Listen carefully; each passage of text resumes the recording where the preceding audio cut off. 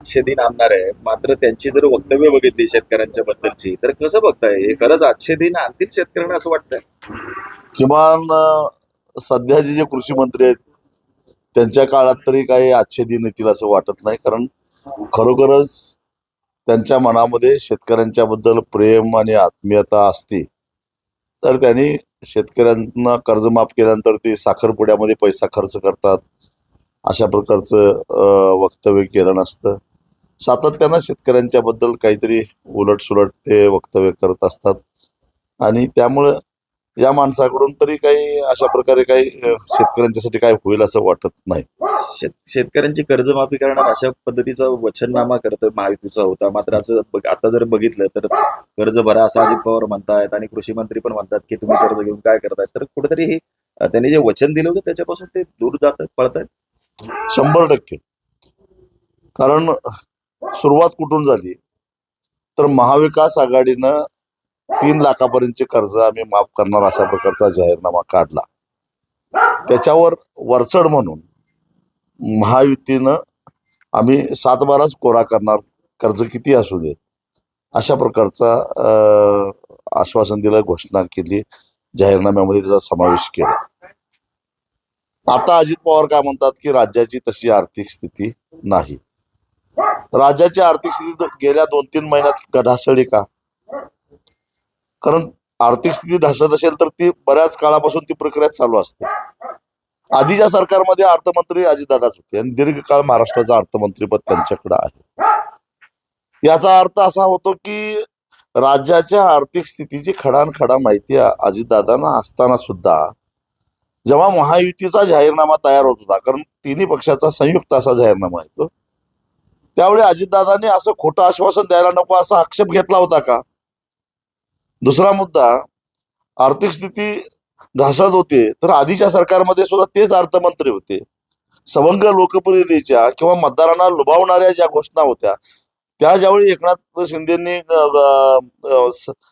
जाहीर करायला सपाटा लावला होता त्यावेळी अर्थमंत्री म्हणून अजितदादांनी आक्षेप घेतलेला होता का? आणि तिसरा मुद्दा असा आहे की राज्याची आर्थिक स्थिती एकदम भक्कम आहे, पण आता निवडणुका नाहीत, शेतकऱ्यांनी भोळेपणानं आपली मतं दिलेली आहेत आणि आपल्याला 5वी बहुमत मिळालेलं आहे. आता शेतकऱ्यांची चिंता करायचं कारण नाही असं सरकारला वाटतं का? किंवा सरकारमधल्या नेत्यांना वाटतं का? तिन्हीतलं एक काहीतरी सत्य असलं पाहिजे.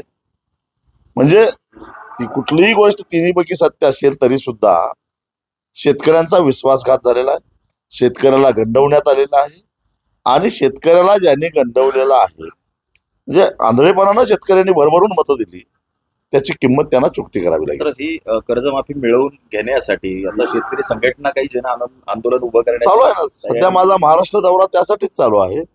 एक, महायुतीनं कबूल केल्याप्रमाणे शेतकऱ्याचा 7 बारा कोरा करावा. नंबर 2, त्याने कबूल केल्याप्रमाणे हमी भावाच्या 20% वरती अनुदान द्यावं. केंद्र सरकारचा जो हमी भाव असेल त्याच्यावर 20% अनुदान द्यायचंही त्यांनी या जाहीरनाम्यात सांगितलेलं होतं, ते द्यावं. म्हणजे सोयाबीनला 6,000 रुपये द्यावेत. जी फरकाची रक्कम आहे ती सोयाबीन उत्पादकाच्या खात्यावर जमा करावी.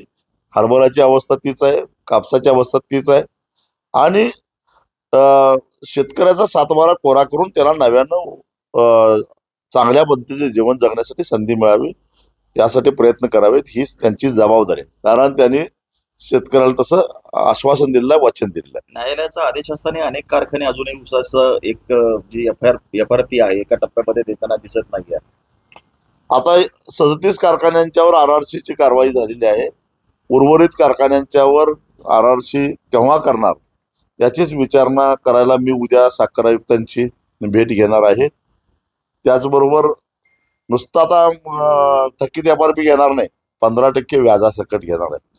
म्हणजे ते पाताळात जरी दडून बसले तरी त्यांना तिथून बाहेर काढून त्यांच्या मानगुटीवर बसून हे व्याजासकट एफ.आर.पी वसूल करणार आहे. मराठीच्या अस्मितेसाठी एकत्र येण्याची कुठेतरी उद्धव आणि राज यांच्यामध्ये चर्चा सुरू आहे. तुम्हाला असं वाटतं खरंच मराठीची अस्मिता त्यांना आहे की दुसरं काही त्यांचं धोरण दिसत आहे? कोण कसं एकत्र येणार आहेत त्याच्याशी शेतकऱ्यांना काही देणं घेणं नाही. शेतकऱ्यांच्या बाजूने कोण लढणार आहे त्याच्यामध्ये आम्हाला रस आहे आणि त्यामुळं भलेही राज ठाकरे उद्धव ठाकरे एक येऊन देत, अजित पवार शरद पवार एकत्रित येऊन देत, आता शेतकऱ्यांनो गड्या मला एवढं सांगायचं, तुम्ही एक व्हा, त्याशिवाय आपला प्रश्न सुटायचा नाही. तुम्ही राज्यभर दौरा करतायत, मात्र शेतकरी जो आहे तो अद्यापही उत्स्फूर्तपणे सहभागी होत नाही. मेळाव्याला गर्दी दिसून येत नाही शेतकऱ्यांची. काय सांगाल, काय आव्हान? कोण म्हणतंय शेतकरी एकत्रित येत नाहीत? मी जिथं जिथं जातो त्या त्या ठिकाणी शेतकऱ्यांचा प्रचंड प्रतिसाद मिळतोय. एवढं कडाक्याची उन्हाळा असताना, उष्णतेची लाट असताना सुद्धा उन्हातानामध्ये शेतकरी अतिशय चांगला प्रतिसाद देतात. त्यावरून शेतकऱ्यांच्या मनामध्ये सरकारबद्दल संतोष किती दाटलेला आहे हे लक्षात येतं. पीक विम्याच्या बाबतीत सुद्धा शेतकऱ्यांची फसवणूक झाली आहे. अमृत काका धुमाळ, समवेत राजू शेट्टी साहेब,